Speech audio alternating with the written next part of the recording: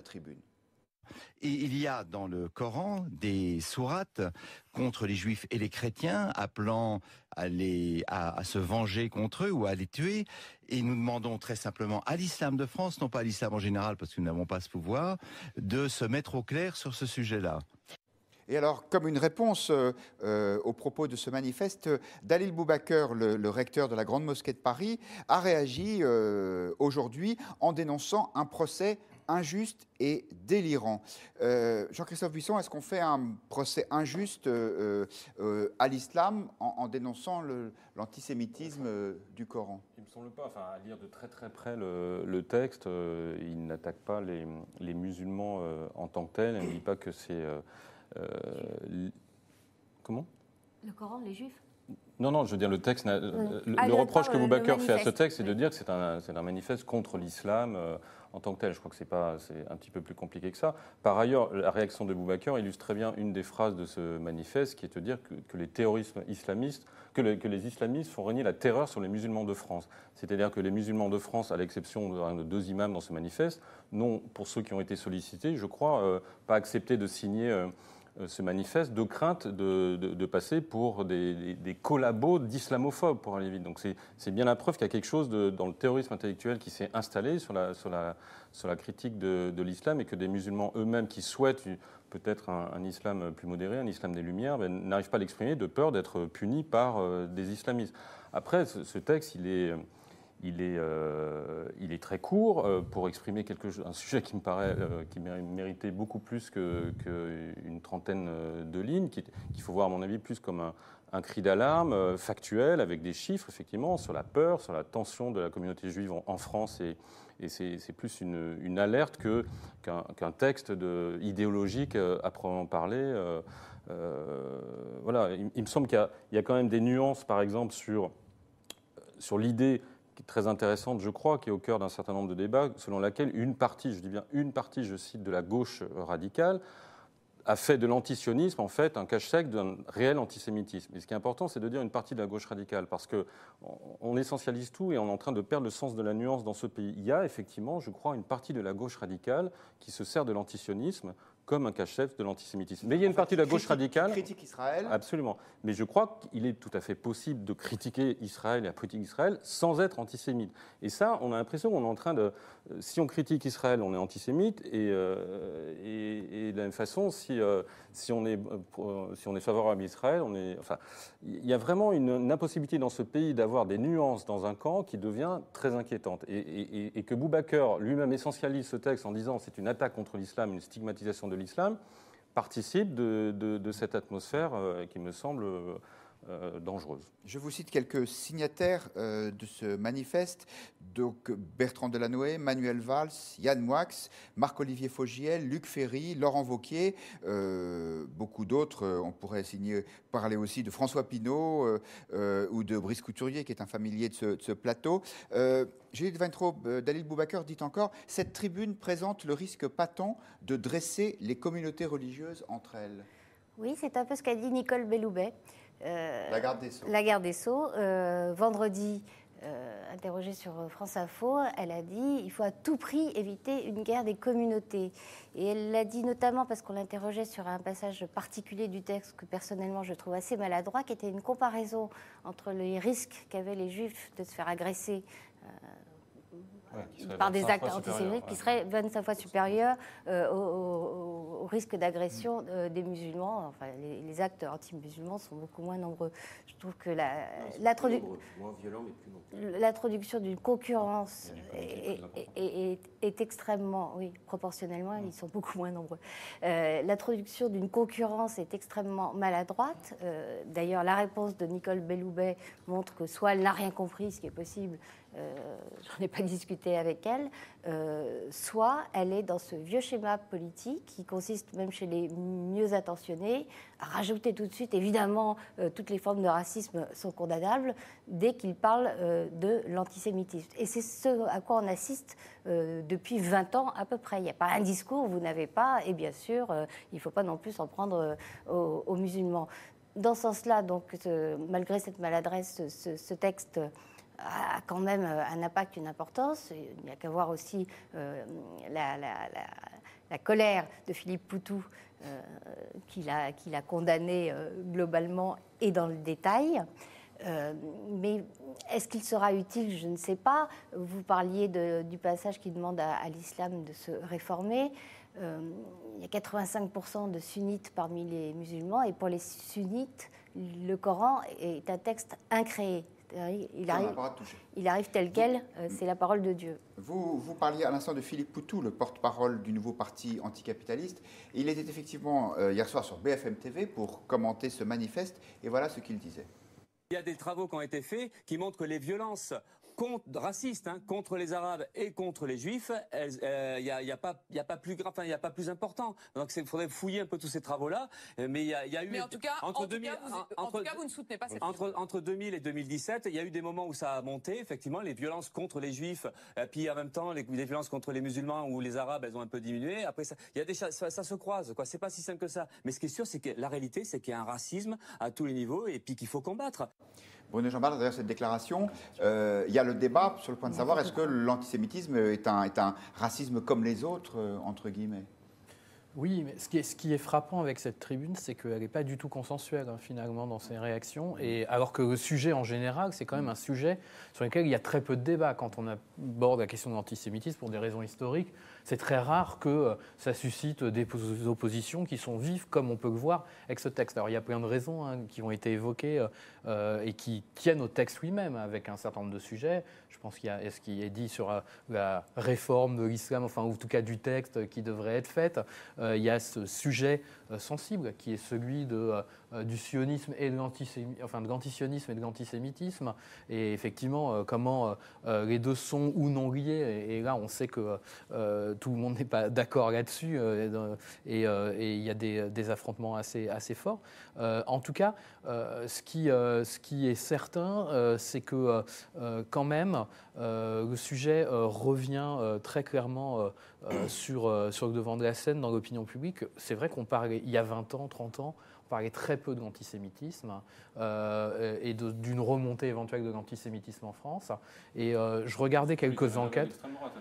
Oui, tout à fait. Et je regardais quelques enquêtes, et une enquête qui avait été faite il y a un peu plus d'1 an montrait qu'un Français sur 2 comprenait que les Juifs aient envie de quitter la France par crainte de l'antisémitisme. Donc on voit que quand même, dans la société française, il y a une prise de conscience que ce sujet, il est de nouveau présent dans le pays, qui dépasse effectivement ce qu'il était devenu uniquement, c'est-à-dire l'apanage de l'extrême droite. Et donc, c'est aussi pour ça, je pense qu'aujourd'hui, on a ce type de tribune et ce type de débat. Arnaud Jean-Premier Trigano, comment est-ce que vous analysez ce débat? Et est-ce que, pour reprendre un des thèmes employés précédemment, vous voyez-vous aussi derrière une forme d'antisionisme, un antisémitisme qui ne veut pas dire son nom? L'antisionisme a été la maison d'accueil de tous les antisémites, de gauche comme de droite. C'est-à-dire qu'ils se sont engouffrés dans l'antisionisme, parce qu'on ne peut pas critiquer ouvertement les Juifs. En revanche, on peut dire ce qu'on veut des sionistes, qui est un mot fourre-tout.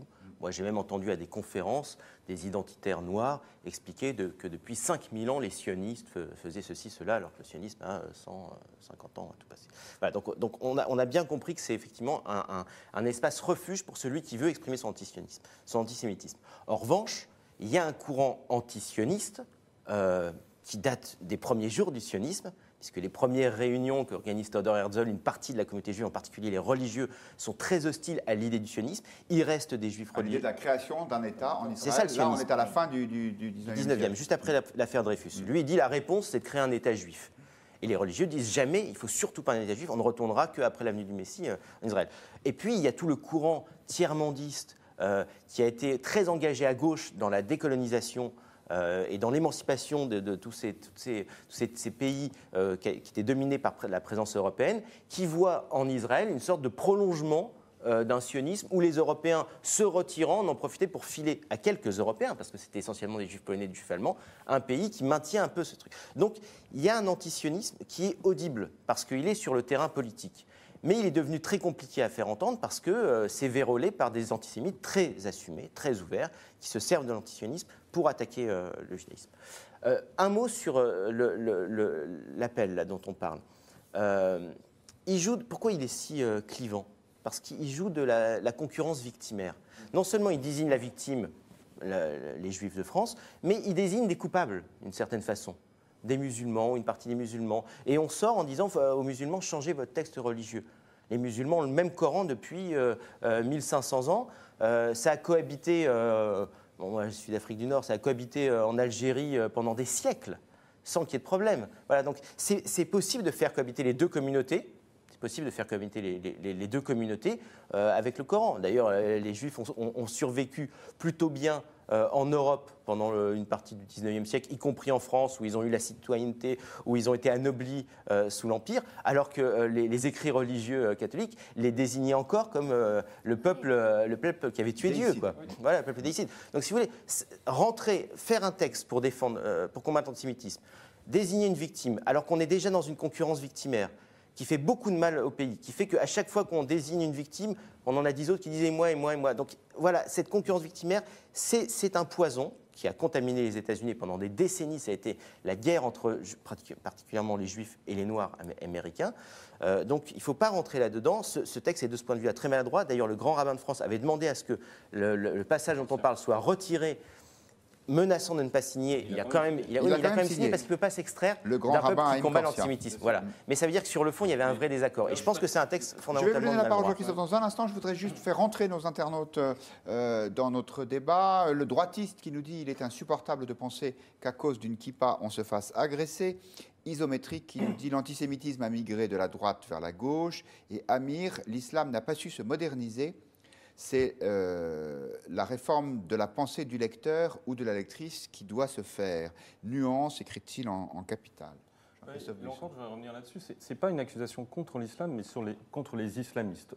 Simplement, on dit les islamistes se réclament de l'islam, utilisent une partie de l'islam pour justifier leurs actes. Certains sont pas. On sait très bien que c'est un prétexte, bien entendu, pour certains. Mais le fait est que si l'islam se débarrassait de l'ambiguïté, de l'ambivalence de certains textes, comme l'a fait l'Église catholique avec Vatican II, il y aurait peut-être moins de problèmes. C'est ça que dit le texte, et pas autre chose. On va pas rentrer dans les textes religieux. Mais on l'a fait avec Vatican II. L'Église catholique s'est réformée elle-même. Ils l'ont fait d'eux-mêmes. Oui, ils l'ont fait d'eux-mêmes, mais parce que. Mais on ne va pas rentrer dans les textes religieux. Oui, mais sauf que l'islam ne le fait pas de lui-même. Donc ces gens-là pensent qu'on pourra leur suggérer de le faire. Pour les Juifs, peuple déicide, a été supprimée de la liturgie, je crois, du vendredi avec saint. Vatican II. Oui, mais comme par exemple Boubacar ne donne pas l'impression de vouloir réformer ça. Ils ont décidé de se réformer 15 ans, 20 ans après, c'est 63. Donc, mais si vous voulez, on est quand même. Et Benoît XVI a terminé cet aggiornamento. Et c'est pas nous, il était d'ailleurs à l'origine du texte.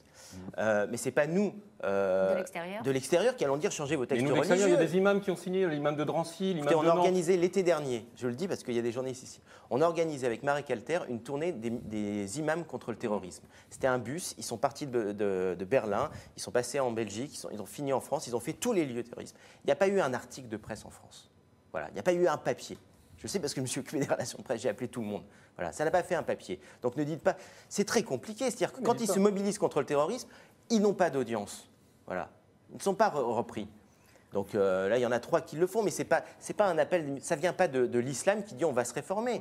La vérité, c'est qu'on vient leur donner, on leur fait la leçon, on leur dit votre texte est mauvais, changez vos textes religieux.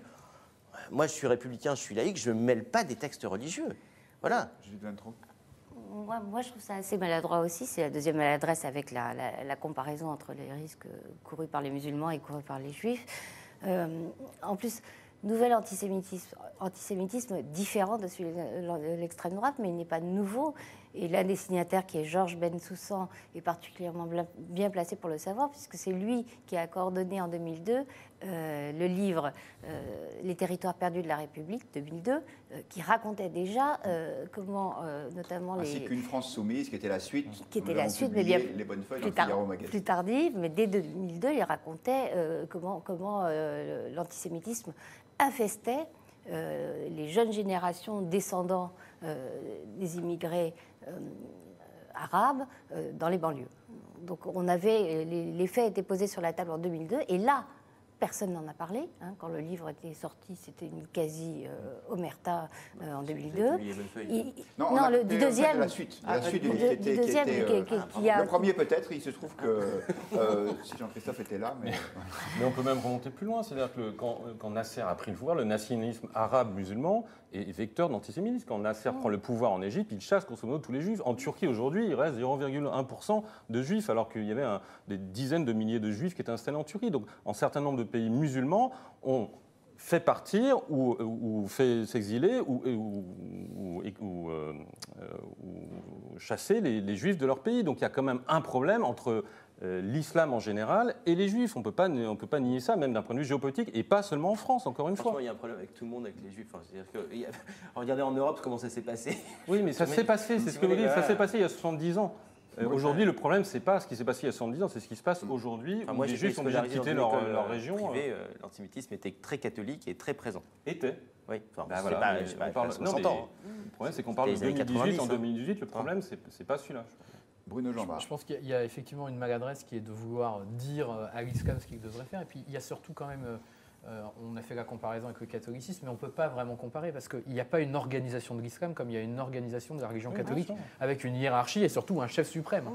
Il n'y a pas ça dans l'islam, de toute façon. Donc quand bien même on voudrait que ça se produise et qu'il y ait une sorte de réforme et de paroles qui puissent se diffuser à l'ensemble des musulmans, de France et du monde, ça n'existe pas. Et si on parle de l'islam de France, on a vu à travers les tentatives de constitution d'un islam de France à quel point c'est compliqué et il n'y a pas de reconnaissance non plus de ce type aujourd'hui d'organisation, en tout cas de manière consensuelle. Donc c'est vrai que ça à prendre en compte. Voilà. Mais la République a un rôle particulier à tenir qui est de protéger justement les musulmans contre ceux d'entre eux qui voudraient les radicaliser. Or cette protection n'est pas assurée. Merci Judith, le dernier mot.